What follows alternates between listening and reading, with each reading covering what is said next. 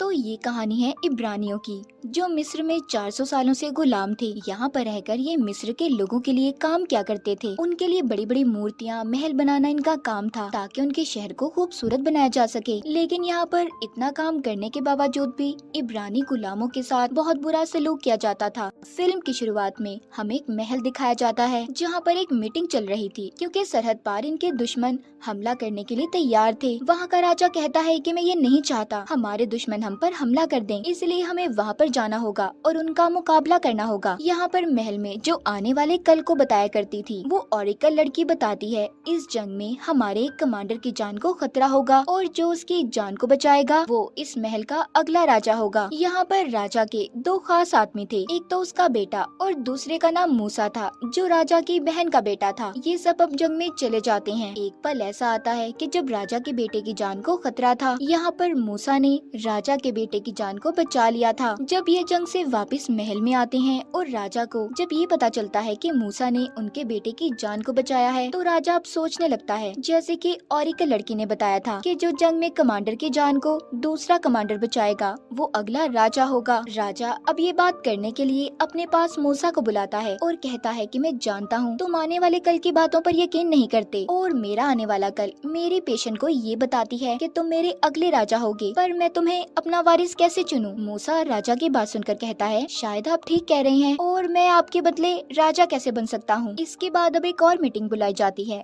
जिसमें बताया जाता है कि इब्रानी गुलाम वो बहुत ज्यादा तंग कर रहे हैं और सही से काम भी नहीं कर रहे। अब इस बात का पता करने के लिए राजा अपने बेटे को हुक्म देता है कि जाओ और जाकर पता लगाओ कि आखिर माजरा क्या है। जैसा कि अब ये पेशेंट गोई हुई थी कि अगला राजा मूसा होगा, तो राजा के बेटे के दिल में इस बात को लेकर मूसा के लिए शक पैदा होने लगता है। अब मूसा राजा के बेटे के पास आता है और कहता है कि तुम गुलामों के पास मत जाओ, ये तुम्हारी शान के खिलाफ होगा, आखिर तुम राजा के बेटे हो। मैं इन सब बातों का पता करने जाता हूँ। मूसा जब उन गुलामों के पास जाता है तो वहाँ के हालात बहुत खराब थे। गुलामों को उनके काम के बदले इनाम देने की बजाय मारा पीटा जाता था। मूसा जब वहाँ के वजीर से बात करता है तो वजीर बताता है कि इनके साथ ये सब इसलिए किया जा रहा है, ये गुलाम हमारे खिलाफ बगावत पर उतर आए हैं। मूसा कहता है तुम इन बातों को छोड़ दो, मैं गुलामों से खुद बात करूंगा। मूसा अब इब्रानी गुलामों के सब बुजुर्गों को एक जगह पर जमा करता है और उनसे बात करता है। उन गुलामों में से एक बूढ़ा आदमी बोलता है कि हम बस अपने मुल्क वापस कन्नान जाना चाहते हैं। मूसा ये सुनकर कहता है कि तुम जानते हो वो इलाका कितना खतरनाक है, वहाँ पर कितने खतरनाक कबीले के लोग रहते हैं, अगर तुम वहाँ पर गए तो कभी बचकर वापस नहीं आ पाओगे। मूसा उस बूढ़े आदमी से पूछता है कि तुम मुझे बताओ कि तुम्हारा नाम क्या है। वो बूढ़ा आदमी कहता है कि पहले तुम मुझे बताओ तुम कौन हो। मूसा उन्हें बताता है कि मैं महल से आया हूँ, मेरा नाम मूसा है और मैं राजा की बहन का बेटा हूँ। ये सुनकर सबको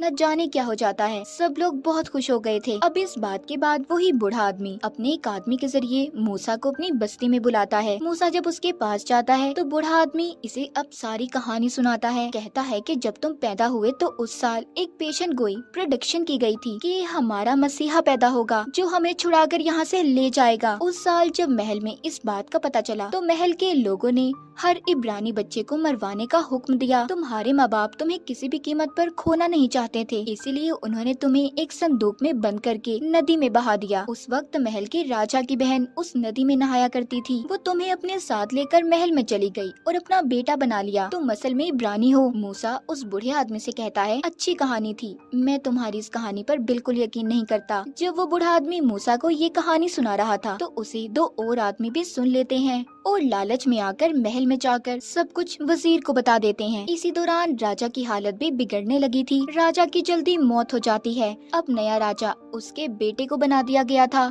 जो मूसा से नफरत करता था और बहुत ही बेरहम जालिम इंसान था। वजीर आकर सारी सच्चाई राजा के बेटे को बताता है, जो अब उनका नया राजा था, जिसे सुनकर वो काफी हैरान हुआ था। अब तो वो मूसा से और भी नफरत करने लगता है, इसलिए इस चीज का बहाना बनाकर उसने मूसा को महल से निकाल दिया था।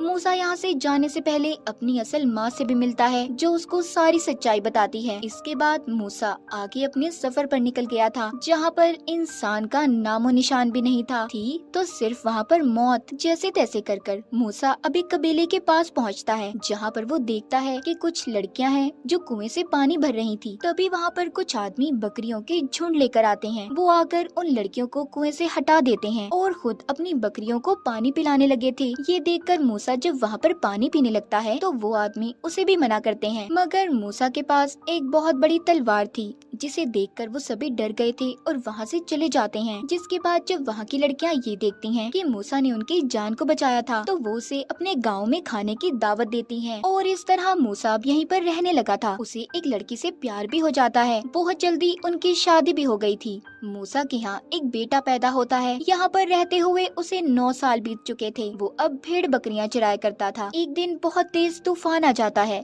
उसकी बकरियां तूफान की वजह से एक पहाड़ पर चढ़ गई थी, जिसे यहाँ के लोग गॉड खुदा का पहाड़ माना करते थे। जब मूसा अपनी बकरियों को लेने ऊपर चढ़ता है तो बहुत ज्यादा मिट्टी और पत्थर नीचे गिर रहे थे, जिस वजह से वो मिट्टी में ही दब जाता है। उसका सिर्फ मुंह बाहर था। थोड़ी देर बाद जब उसे होश आता है तो देखता है कि एक दरख्त को आग लगी हुई है। तब उसके पास एक बच्चा आता है जो कहता है कि तुम यहाँ पर आकर अपने पुराने लोगों को भूल गए जो तुम्हारा अब तक इंतजार कर रहे हैं। वो जानते हैं कि एक दिन उनका मसीहा उन्हें आजाद जरूर करवाएगा। वो ये बातें सुनकर बेहोश हो गया था। अब जब उसको दोबारा से होश आता है तो वो अपने घर था, जहाँ पर वो अपनी बीवी को उस बच्चे के बारे में बताता है। कहता है कि मुझे लगता है गॉड मुझे इशारा दे रहे हैं कि जाकर मैं अपने लोगों की जान को बचाऊं। मूसा को एक बार फिर ये बातें सुनाई देती हैं, इसीलिए अब उसने ये फैसला किया था कि वो दोबारा मिस्र जरूर जाएगा। मिस्र पहुंचकर सबसे पहले ये उसी बूढ़े आदमी के पास जाता है जिसने इसे सारी सच्चाई बताई थी। वो कहता है तुम्हारे जाने के बाद हमारे साथ और भी बुरा सलूक होने लगा है। अब रात को मूसा चुपके से महल के अस्तबल में जाता है, जहाँ पर यहाँ का नया राजा यानी कि राजा का बेटा भी था। मूसा ने पीछे से आकर उसकी गर्दन पर तलवार को रख दिया था। राजा जब देखता है कि ये मूसा है तो वो कहता है तुम्हें जिंदा देखकर खुशी हुई मेरे भाई। मूसा कहता है हाँ, तुम तो चाहते थे ना कि मैं मर जाऊं, पर देखो मैं जिंदा हूँ। वो कहता है कि मैं यहाँ पर इब्रानी गुलामों का हाल देख कर आया हूँ। तुम उनके साथ बहुत बुरा सलूक करते हो। अगर वो तुम्हारे लिए काम करते हैं तो उनकी मेहनत का फल मिलना चाहिए, ना कि मार। इतना कहकर मूसा यहाँ से जाने लगता है। राजा कहता है कि उन लोगों की बातों में मत आओ। मूसा कहता है मैं उन लोगों की बातों में नहीं, बल्कि मुझे तो गॉड खुदा की तरफ से इशारा मिला है कि मैं उनकी मदद करूं। इतना कहकर मूसा वहां से चला गया था। इसके बाद दिखाया जाता है कि महल में एक मीटिंग बुलाई गई थी, जिसमें राजा कहता है कि मेरे पास मूसा आया था। उसने मेरे गले पर तलवार रखकर उन गुलामों को आजाद करने की बात की है, तो अब उसे जिंदा रहने का कोई हक नहीं। वो जहाँ पर भी नजर आए उसे मार दो। अब जिस भी फैमिली से मूसा के बारे में पूछा जाता कि वो कहाँ पर है, जो मूसा का साथ दे रहे थे वो कुछ भी बताने के लिए तैयार नहीं थे। इसीलिए राजा के सिपाही उनको जिंदा ही लटका देते हैं, यानी कि ये उन गुलामों के लिए मूसा के बारे में ना बताने की सजा थी। दूसरी तरफ मूसा को दिखाया जाता है जो गुलामों के साथ मिलकर अपनी एक टीम तैयार कर रहा था, जिसमें वो उन्हें घुड़सवारी, तीरंदाजी और तलवार चलाना भी सिखाता है, ताकि ये सब मिलकर अपनी आजादी के लिए लड़ सकें। बहुत जल्दी मूसा की टीम तैयार हो गई थी। सबसे पहले ये लोग ये प्लान बनाते हैं कि ये मिस्र के रहने वाले लोगों को तंग करेंगे, ताकि वो अपने राजा से कहकर इन्हें आजाद करवा दें। वो उनके घरों में भी आग लगा देते हैं, यहाँ तक कि उनकी कश्तियाँ भी जला दी थी। एक दिन मूसा के पास वो ही बच्चा आता है जो उस दिन उसे पहाड़ पर नजर आया था। वो कहता है कि जो जंग तुम लड़ रहे हो इसमें तो सदियां लग जाएंगी, तुम कभी भी नहीं जीत सकते। मूसा उस बच्चे से पूछता है तो फिर मुझे क्या करना चाहिए? वो बच्चा कहता है बस देखते जाओ अब क्या होता है। वहीं पर एक आदमी खड़ा मूसा को ही देखे जा रहा था कि वो किससे बात कर रहा है, मगर उसे वो बच्चा नजर नहीं आता। इसका मतलब उस बच्चे की शक्ल में मूसा के पास गॉड आए थे। और अगले ही दिन मिस्र की नदी में बड़े बड़े मगरमच्छ आ जाते हैं, चीड़ फाड़ कर खा जाते हैं। यहाँ तक कि नदी में एक भी मछली जिंदा नहीं बची थी। कश्तियों में बैठे हुए सभी लोगों को खत्म कर दिया था। पानी के बजाय नदी में खून बहने लगता है, जिस वजह से इनकी फसलों को भी पानी मिलना बंद हो गया था और सारी फसलें बर्बाद हो जाती हैं। फिर इन पर मेंढकों का हमला होता है। बहुत सारे मेंढक मिस्र में आ गए थे और जब ये मेंढक मर जाते हैं तो उन पर बहुत सारी मक्खियाँ आ गई थी। वो मक्खियाँ तादाद में इतनी ज्यादा थी कि ये लोग खाना भी नहीं खा सकते थे। फिर इसके बाद कोढ़ की बीमारी फैल गई थी, जिसने ना तो राजा को छोड़ा था और ना ही रानी को। इन सब के बाद भी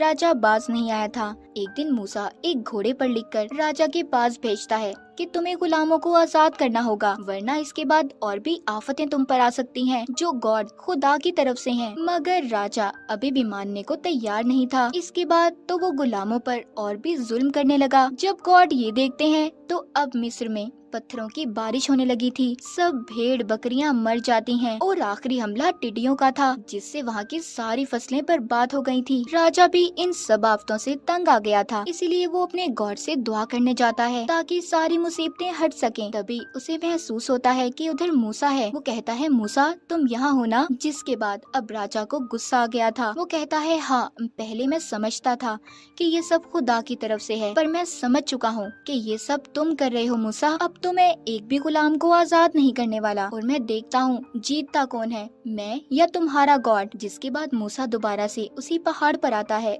जहाँ पर उसे गॉड की शक्ल में बच्चा मिलता था। मूसा कहता है कि अभी भी उसने हमारी बात को नहीं माना। वो गॉड यानी कि वो बच्चा कहता है 400 साल की गुलामी के बाद राजा को सब इब्रानियों को आजाद करना ही होगा, वरना उसे जाकर कह दो कि कल सुबह होते ही मिस्र के सारे बच्चे मर जाएंगे। और हाँ, हमारे लोगों से ये कहना कि वो अपने दरवाजों के आगे एक भेड़ को काट कर उसका खून लगा लें। तभी यहाँ पर जो रात थी वो दिन में बदल जाती है। मूसा राजा के पास आता है और कहता है कि कल रात से पहले पहले तुम्हें सब गुलामों को आजाद करना होगा, वरना यहाँ पर जितने भी बच्चे हैं सब मारे जाएंगे। जब रात होती है तो एक काली परछाई ने पूरे मिस्र को अपनी लपेट में ले लिया था, जिससे कि मिस्र के सभी बच्चे मर गए थे। सुबह को राजा अपने बेटे की लाश को मूसा के पास लाता है और कहता है कि कैसे गॉड हैं तुम्हारे जिन्होंने हमारे बच्चों को मार दिया, जाओ निकल जाओ सब यहाँ से। उसने आखिरकार हार मानकर सभी गुलामों को आजाद कर दिया था। मूसा अपने लोगों को लेकर उनके मुल्क की तरफ रवाना होता है, मगर कुछ देर के बाद महल में जाकर राजा को ये एहसास हुआ था कि उसे उन्हें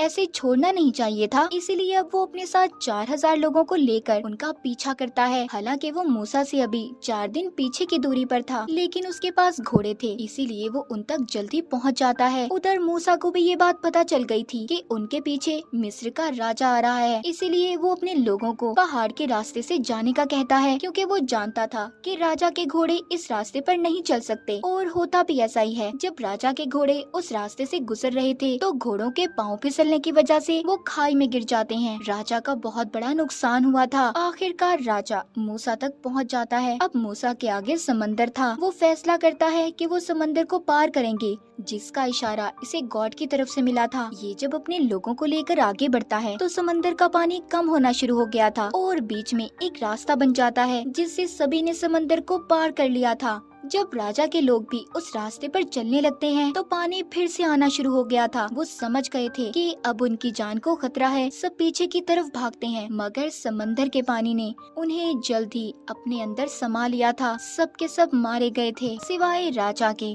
राजा अब बिल्कुल अकेला हो चुका था। वो कुछ भी नहीं कर सकता था। मूसा अपने लोगों को लेकर आगे बढ़ता है। सबसे पहले ये अपने घर जाता है, जिधर उसकी बीवी और बेटा थे। उसे भी अब गॉड पर पूरा यकीन हो चुका था। वो यहाँ से सभी को लेकर कन्नान उनके मुल्क की तरफ रवाना होता है, जहाँ पर वो आजादी से अपनी जिंदगी गुजार सकते थे। कहानी के आखिर में हमें दिखाया जाता है इस सफर में मूसा के साथ वो बच्चा भी था, जो गॉड के रूप में इसके पास आया करता था। और इसी के साथ इस फिल्म की कहानी यहीं पर खत्म हो जाती है।